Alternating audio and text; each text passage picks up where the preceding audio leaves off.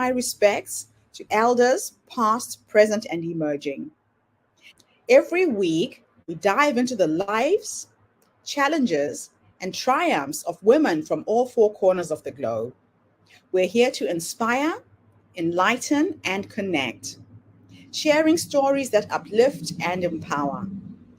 So grab a cup of coffee, settle in, and join us as we explore the incredible journeys of women shaping our future. This is Her Story, where every woman's voice matters. Hello, everybody, and welcome back to the Diversity Connector. This is Gertrude Mache here in beautiful Melbourne, Australia. And today I am graced with the presence of yet another fascinating woman. Welcome, welcome, welcome to our tribe. Please tell everybody your full name, where you're based, how old you are, and share your story with us today.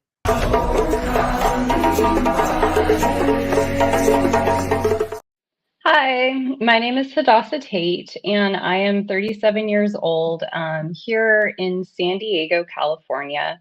And I am a working professional, been in the field of philanthropic giving for almost over 10 years now, and had quite a journey in the process to get here, kind of fell into it, but always had a humanitarian heart and passion to see people be able to achieve what they desire as well and what they want to do in life. And so just being a part of other people's stories has been a huge honor.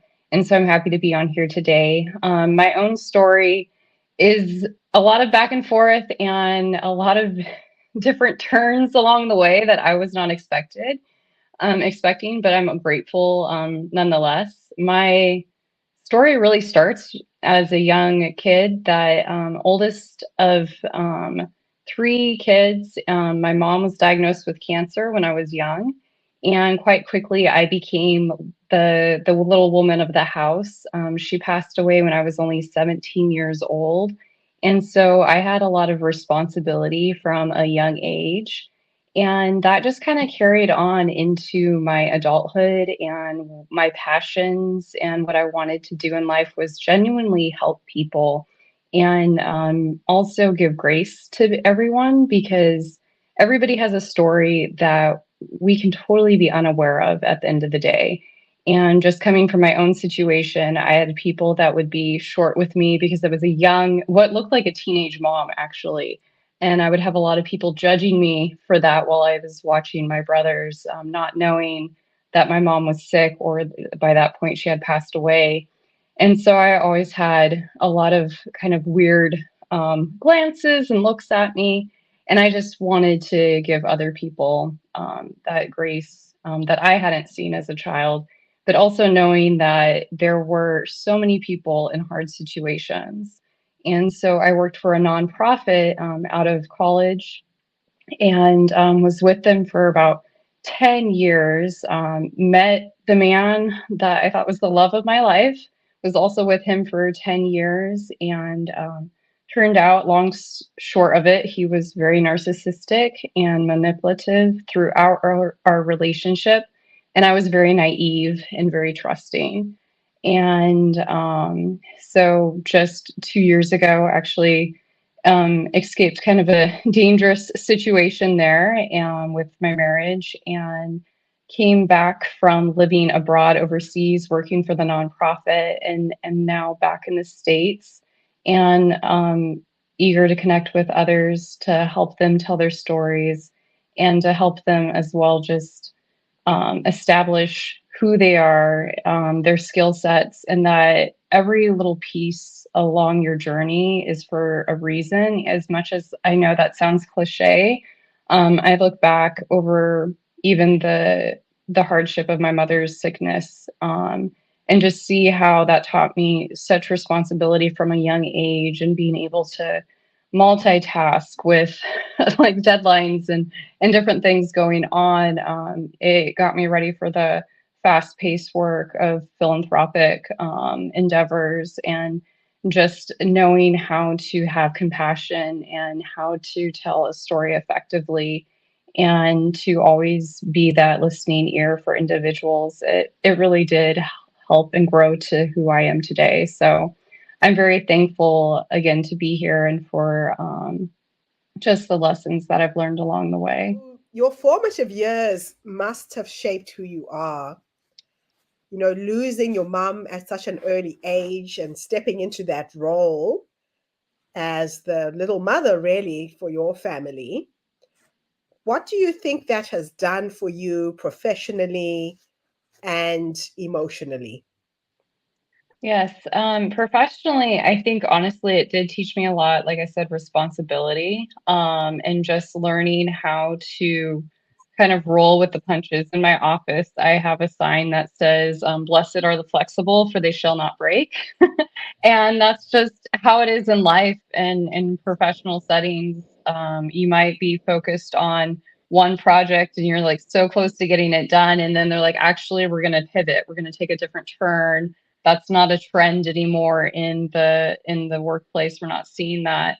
So I think honestly, even as a young kid, learning like, oh, I thought my life was going to look a certain way, and needing to pivot. Like my teenage years did not look like the average teenage years. I was not out having to care free times. I was a soccer mom. I was driving my brothers to and from different after school activities, helping them with the homework and things. And so it's, yeah, just being willing to jump in, I think, and that willingness too of like, we're all part of a team for the greater good. Let's get something done. And then emotionally, I think it grew me up really quickly, because I think that's one thing, especially in the States, we separate life and death. Young children are not exposed to the reality of death. And if it is, it's like very gentle, like far away, distant grandparent that's not that involved in their life a lot of times. If it is, it's more of like a generational home that has the grandparents living with them. But for a lot of Americans, the reality that they don't really face a, a death until later in life. I think that was something that was unexpected for me that I actually really appreciated, having that maturity of being able to relate to other individuals who had gone through something like that, and knowing how to give comfort, because a lot of my friends, when my mom passed, had no idea how to comfort someone at that loss, because they themselves had not experienced it. So I was very grateful to learn, even though it was like it's a rough way to learn. I learned um, how to grieve and how to let the grieving process like grow me as a person, but then also how to help others grieve. That's interesting. So, can you share with us what initially drew you to the nonprofit sector and how your passion for humanitarian work developed over the years? Yes, originally, I think for me, the nonprofit world was just a very next logical step. After my mom passed away when I was 17, you're like coming on to 18, 19, where you're faced with what does university look like and start doing those applications. And so I was looking at different universities and different things, and I was like, all I really want to do is help people, because I had already been in that mindset. My mom was diagnosed when I was 13 and told 6 months to live. And she made it until I was 17 because my youngest brother at the time of her diagnosis was only one. So she's like, no, I'm going to make it till he was 5. So she did that. But throughout those years, then I was always used to being a helper, always used to being responsible. And I was just like, yeah, I want to continue though helping. I see that there's a lot of need in the world, and there's a lot of stories that are untold. And so I just want to make sure that I'm able to help lend my voice and my strength to other individuals. So I think that's what originally drew me to the nonprofit sector. So, throughout your career, you have really focused on a number of things. Your role as an associate director of development at UCSD, what are your primary responsibilities and how do you align these with the university's broader goals? Yes, for me, my role in the university is still, it's kind of a pilot role. They have different divisions like biosci and different focus of study, and I focus with the colleges, which are more the undergrad, non-focus declared major, if you will. And so I'm helping young students that are coming in, not really sure what they want to major in yet. So I'm raising funds for those individuals and students that are underprivileged that come in, and just trying to help them get scholarships and different things.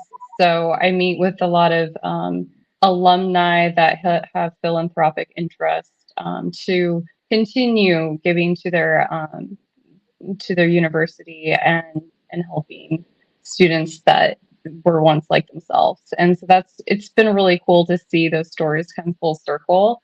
And our alumni are amazing individuals, and they always have a story to tell. And so I love championing their stories and sharing that back with the current students, to inspire them to, like, I know it's hard right now, like study and everything and at uni can be just very challenging. And so it's always encouraging for them to hear an alum story, and then for the alum to just see that impact that they make, and being able to see the process go full circle is a very neat thing to be a part of. So, given your globally minded approach, how do you incorporate international perspectives into your work at a local institution like UC San Diego? Um, we actually have quite a broad audience, which is amazing. UC San Diego is one of the number one for Shanghai in particular, Shanghai, China. We have so many alumni from that region. So it's really neat. We've started hosting different alumni gatherings in Singapore, in places in Europe, and they just got back actually from India as well. So it's really neat to have a large international footprint when it comes to our alumni, and that is continuing to expand. So cultivating just the relationships there, and now we have our chancellor going over and just thanking our alumni and speaking with prospective parents who might also want to send their children over to UC San Diego, because it's UC San Diego is becoming up and coming on the map, I'd say, as far as universities. We're really known for our tech and our medical, especially UC San Diego is cutting edge when it comes to our medical fields. In your opinion, how important is diversity and inclusion in the development and donor relations sphere? And what steps has UCSD taken under your guidance to promote these values? Well, they're actually really well established. I think part of the reason I was drawn to working with them was just because they carried it so well. Um, the university has understood for a long time that this was important. They hosted things when Angela Davis would come and speak, and they were just always very cutting edge in the 60s and 70s as far as keeping front and center with civil rights, and just all the different movements and the importance of those movements. They always were a place that would champion that diversity and equality. And so, yeah, they've already had a great system in place. I've honestly just kind of come in and spoken into just helping with the different events that are overseas, because in my previous role at a nonprofit, I did live in East Asia for a season. So I was able to, they asked me my opinion because they knew that I was more familiar with the local customs and just things that would be culturally sensitive when they went over there. So I'd say they were already very aware, and seeking input, I think, is the biggest thing that you can do in the development world, especially with donor relations. You don't want to make a mistake at the cost of a relationship. So doing what they're doing is like pulling people in that know more than they do. You always want to not be the smartest person in the room. You always want to learn from others and pull them into the conversation of like, how can we do this better? And that's exactly what they're doing. That is amazing. Now, for those aspiring to work in the nonprofit sector, particularly in development roles, what key advice would you offer based on your extensive experience? I would say, honestly, be involved in a lot of admin, and also just hospitality is a great way to get your foot into the door of donor relations, because you need to be good with people. You need to work on your conversation skills. Like, if you're even like still in high school or university, taking speech and debate, I would highly recommend. Even though those aren't things you necessarily think would be on a diploma, or, but having that ability to think quick on your feet in conversation, especially when areas of conflict come up, because I'll have donors be like, well, this happened, what about that? And they want to push your knowledge, not like to be argumentative, but they want to see that you actually know what you're talking about when it comes to the area that you are doing the work for. If whatever nonprofit you're in, be sure that you're well versed in it and know how you are making that difference on the map.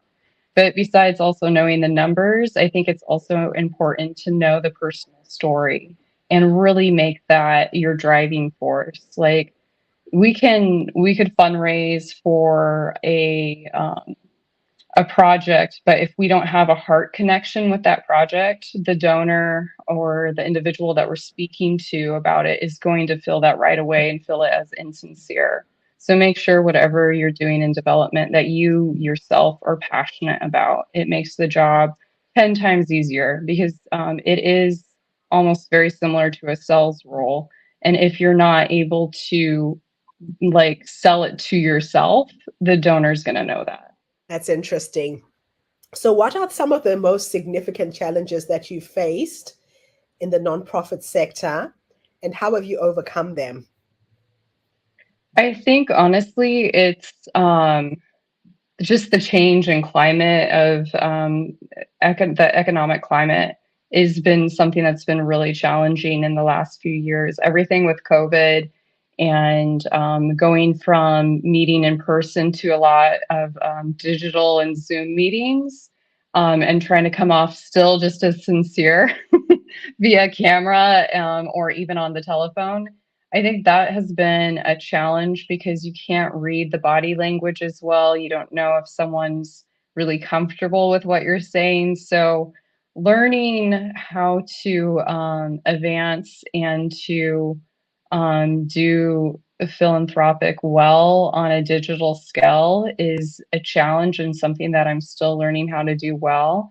Now that things are opening up again since COVID, it's been great to meet in person, but there are still some of those individuals that feel more comfortable with Zoom meetings, and I think that's going to be a huge way forward. So just making sure that in between the travel of the in-person meetings, that you also make time and treat the Zoom meetings and the phone calls just as with as much care and preparation as you would an in-person meeting, because I think it's easier to be like, oh, I'm just going to jump on a Zoom call. I don't need to prep for that as much. But in actuality, I think it almost takes more prep, just because you might not get all that in-person feedback that you're used to.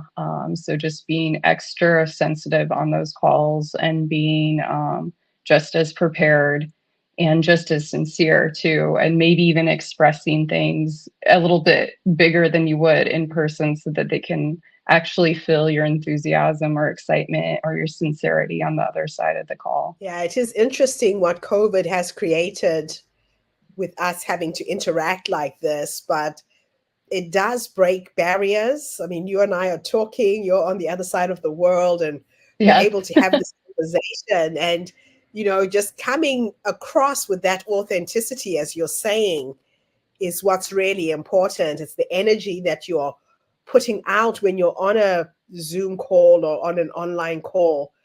And being with people in person, there's so much more you get from the conversation when you're face to face. Like you're saying, the body language, you can feel the energy of the other person. But how do you do that online is quite a challenge.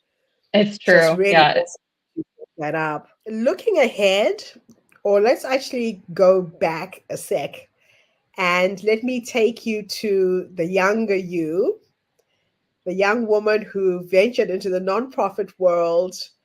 You obviously wanted to leave this planet a better place than you found it. Not many people are drawn to this work.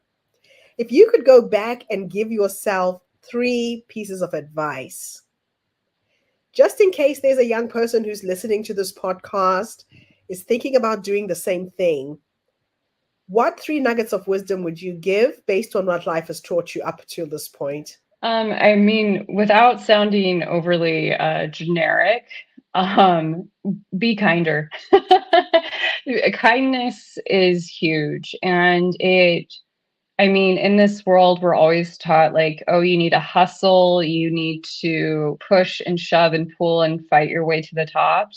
I feel like my biggest regret when I look back on things, I'm like, I could have been kinder in that situation. And that might have opened a door through an unexpected friendship or relationship.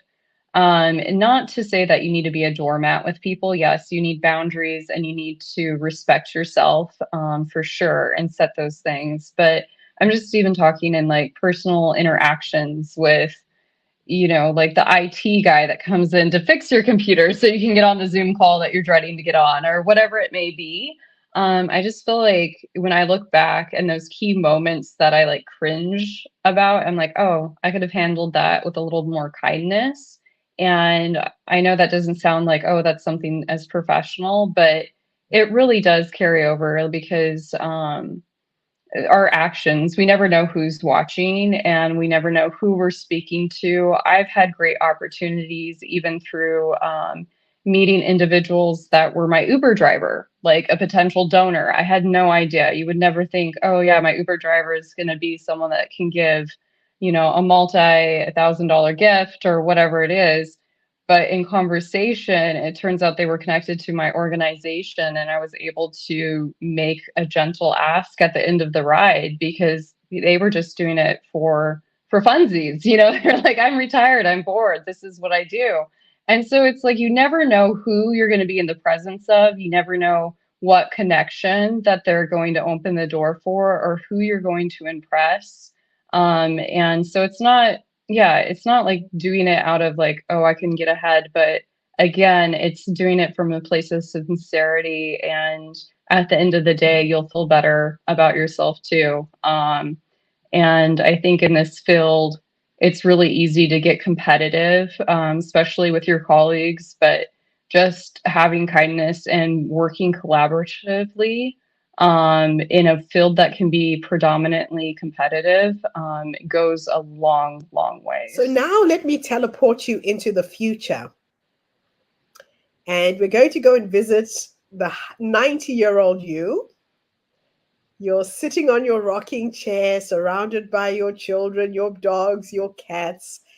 And if I could take you to the future to meet the future you, based on how you're living your life right now, what would you say to this wise woman who's led you to that point? What would I say to my future self? I guess you did it. Thank you. I don't know. I would probably just hope that she finally gets some rest. Because in this field too, you'll constantly feel like you're always performing.